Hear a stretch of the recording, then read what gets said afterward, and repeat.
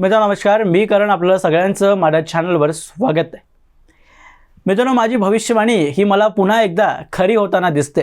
मी जयकुमार गोरे यांच्या संदर्भात जेव्हा त्यांच्यावर एका महिलेने आरोप लावले होते आणि मग त्याच संदर्भात सभागृहात देवेंद्र फडणवीसांनी एक गौप्यस्फोट केलेलं होतं की त्या यूट्यूबर सोबत कशा प्रकारे आपल्या सुप्रिया सुळे आणि रोहित पवार हे दोघेही मिळून त्या पत्रकारासोबत वेगवेगळे व्हिडिओज हे जयकुमार गोरे यांच्या विरोधात मुद्दामून बनवत होते आणि त्यांच्या विरोधात मग खोटे नरेटिव्ह बनवण्याचा प्रयत्न हे सगळे मिळून करत होते आणि त्याचा खुलासा स्वतः देवेंद्र फडणवीसांनी सभागृहात केलेला होता।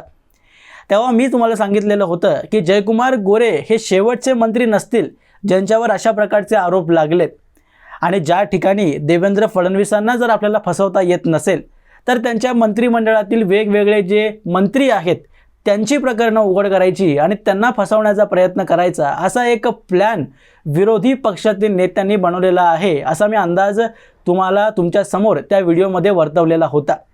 आणि ती माझी भविष्यवाणी आज पुन्हा एकदा खरी होताना मला दिसते, कारण यावेळी आरोपांचा जो वर्षाव आहे आणि नवीन टार्गेट जो विरोधी पक्षांनी आपला बनवलेला आहे तो गिरीश महाजनांवर आहे। आता गिरीश महाजनांवर जो आरोप होतोय की एका IAS महिलेवर त्यांचा काय तो डोळा आहे किंवा त्यांचे संबंध आहेत आणि मध्यरात्री त्यांनी अनेक वेळा जवळपास एक 100 पेक्षा जास्त वेळा गिरीश महाजनांनी त्या IAS महिलेला कॉल केले आणि तिच्यासोबत काय ते अनैतिक संबंध त्यांचे सुरू आहेत असा आरोप त्यांच्यावर एकनाथ खडसे यांनी केलेला आहे। आणि या आरोपांचा बेस माहिती आहे काय, म्हणजे लोकांना हसायला येईल की कोणताही पुरावा एकनाथ खडसेंकडे नाही आहे पण तरीसुद्धा असा गंभीर आरोप त्यांच्यावर केला आहे। तर याचा बेस काय, तर अनिल थत्तेंनी आपल्या यूट्यूब चॅनलवर एक व्हिडिओ केला आणि त्या व्हिडिओमध्ये असा त्यांनी गौप्यस्फोट केला आहे, असा दावा त्यांनी केला आहे की जेव्हा महाराष्ट्रात सरकार गठन होत होतं तेव्हा मंत्रिमंडळ स्थापन होत असताना जेव्हा अनेक लोकांची नावं ही तपासली जात होती की मंत्रिपद कोणाला द्यावं किंवा कोणाला न द्यावं, तेव्हा देवेंद्र फडणवीसांनी एक घोषणा केलेली होती की यावेळी ज्या लोकांना मंत्री आम्ही बनवणार आहोत त्या लोकांचं रेकॉर्ड आधी चेक केलं जाणार आहे आणि ज्या लोकांच्या किंवा ज्या आमदारांच्या नावावर कोणतेही केसेस नसतील, तो पूर्णपणे करप्शन फ्री असेल त्यालाच मंत्रिपद दिलं जाईल। आणि याच संदर्भात गिरीश महाजन आणि अमित शहांची भेट झालेली होती दिल्लीत आणि त्याच भेटीचा जो संदर्भ आहे तो अनिल थत्तेंनी आपल्या व्हिडिओमध्ये दिला आहे। आता व्हिडिओमध्ये त्यांनी म्हटलं की जेव्हा या दोघांची भेट झाली अमित शहा आणि गिरीश महाजनांची, तेव्हा अमित शहांनी त्यांना एक प्रश्न विचारला की तुम्ही मध्यरात्री तुमच्या IAS अधिकाऱ्यांना कॉल करत असता का? तेव्हा गिरीश महाजनांनी अमित शहांना उत्तर दिलं की हो, कामानिमित्ताने मी कधी कधी कॉल करत असतो। मग तेव्हा अमित शहांनी अजून एक त्यांना प्रश्न केला की तुम्ही त्या IAS महिलेला, आता अनिल थत्तेंनी त्या महिलेचं नाव सांगितलं नाही आहे कारण सहजा महिलेचं नाव असं घेतलं जात नाही आणि नशीब त्यांनी या नियमाचं पालन केलं आहे। आता त्या महिलेचा संदर्भ देत त्यांनी अमित शहांनी गिरीश महाजनांना म्हटलं की त्या महिलेला तुम्ही मध्यरात्री 100 पेक्षा जास्त वेळा कॉल केलेला आहे पण त्या महिलेने माझ्यापर्यंत किंवा ऑन रेकॉर्ड कोणतीही तक्रार केलेली नाही, त्यामुळं तुम्हाला बेनिफिट ऑफ डाऊट देऊन तुम्हाला मंत्रिपद हे दिलं जात आहे।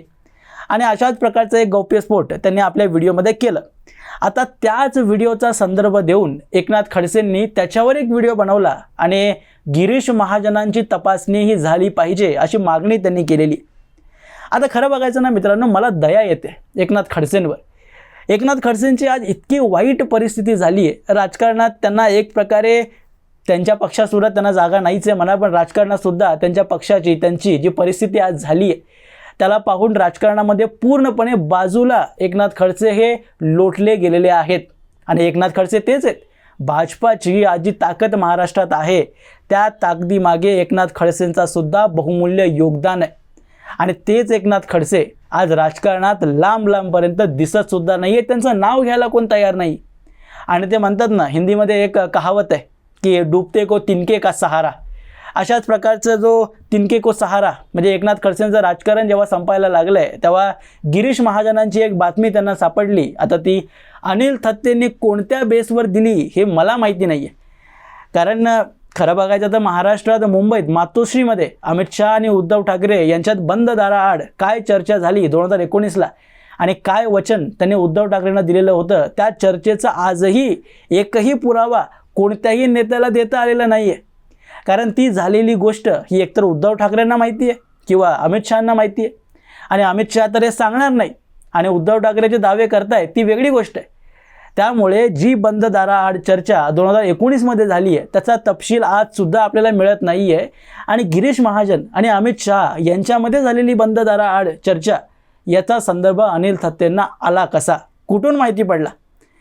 कारण एकतर जर हे आरोप खरे असतील तर गिरीश महाजन कोणत्याही परिस्थितीत स्वतः तर जाऊन कोणालाही सांगणार नाही की बाबा माझं असं असं काहीतरी IAS महिलेसमोर प्रकरण सुरू आहे आणि त्या संदर्भात अमित शहांनी मला प्रश्न विचारला. आणि अमित शहा तर कोणाला सांगणार नाहीत, ही तर काळ्या दगडावरली पांढरी रेघ आहे. त्यामुळे मग त्या दोघांमध्ये झालेली चर्चा ही अनिल थत्तेंना कळालीच कशी, हा कळीचा मुद्दा आणि कळीचा प्रश्न आहे. आणि याचा शोध न घेता एकनाथ खडसेंनी लगेच त्यावर व्हिडिओ बनवला आणि लगेच मागणीही केली की मागच्या 10 वर्षाचा कॉल रेकॉर्ड हा गिरीश महाजनांचा चेक केला पाहिजे, तपासणी केली पाहिजे आणि त्यावरून सत्य हे आपल्यासमोर येईल. आता खरं बघायचं मित्रांनो, एकनाथ खडसेंना हे खरंच शोभत नाही. कारण ज्या प्रकारचे वरिष्ठ राजकारणी ते आहेत आणि भाजपाचं 2014च्या अगोदर त्यांनी नेतृत्व केलेलं आहे, वरिष्ठ नेत्यांमध्ये त्यांचं नाव घेतलं जातं, आणि कोणताही पुरावा नसताना एखाद्या नेत्यावर जो की मंत्रिमंडळात आहे, मंत्री आहे, त्याच्यावर आरोप करणं. जयकुमार गोरेंच्या विरोधात एका महिलेने तक्रार तरी केलेली होती, पण गिरीश महाजनांच्या विरोधात कोणतीही महिला समोर आलेली नाही, कोणत्याही IAS महिलेनी समोर येऊन तक्रार केलेली नाही. आणि ती करण्याच्या अगोदरच तुम्ही असे आरोप लावताय की एखाद्या महिलेसोबत गिरीश महाजनांचे अनैतिक संबंध होते आणि मध्यरात्री अनेक वेळा, म्हणजे 10-15 वेळा नाही तर 100पेक्षा अधिक वेळा त्यांनी त्या महिलेला फोन केले. याचा पुरावा काय, बेस काय, याची तपासणी करून तरी एकनाथ खडसेंनी बोललं पाहिजे अशी माझी त्यांच्याकडून अपेक्षा आहे. कारण आज जरी ते शरद पवारांच्या पक्षात असले तरी मी त्यांना मूळचा भाजपचाच मानतो. भाजपचे नेते आहेत, त्यांनी फार भाजपसाठी काम केलेलं आहे. त्यांनी पक्ष जरी सोडलेला असला तरी त्यांच्यासाठी माझ्या मनात अगदी खूप मोठी प्रतिष्ठा आहे आणि त्यांना एक अगदी चांगला नेता मी मानतो. त्यामुळं त्यांनी तरी अगदी तपास करून कितीही जानी दुश्मन गिरीश महाजनांना ते समजत असले आणि कितीही अनेक भांडणं त्या दोघांमध्ये असली तरीसुद्धा आपण एकमेकांवर काय आरोप करतोय, त्या मागचे पुरावे आपल्याकडे काय आहेत, आणि मग पुरावे नसतील तर फक्त आरोप करून एखाद्या महिलेचं नाव आपण किती मातीत धुळीत घालतोय याचा तरी विचार एकनाथ खडसेंनी केला पाहिजे, असा माझा तरी स्पष्ट मत आहे. यावर मित्रांनो तुमची मतं मला कमेंट बॉक्समध्ये अवश्य तुम्ही सांगू शकता. व्हिडिओ आवडला असेल तर व्हिडिओ लाईक करा, शेअर करा आणि अशाच माहितीपूर्ण व्हिडिओज पाहण्यासाठी माझ्या चॅनलला सबस्क्राईब जरूर करा. भेटूया पुढच्या व्हिडिओमध्ये. तोपर्यंत जय हिंद, जय महाराष्ट्र.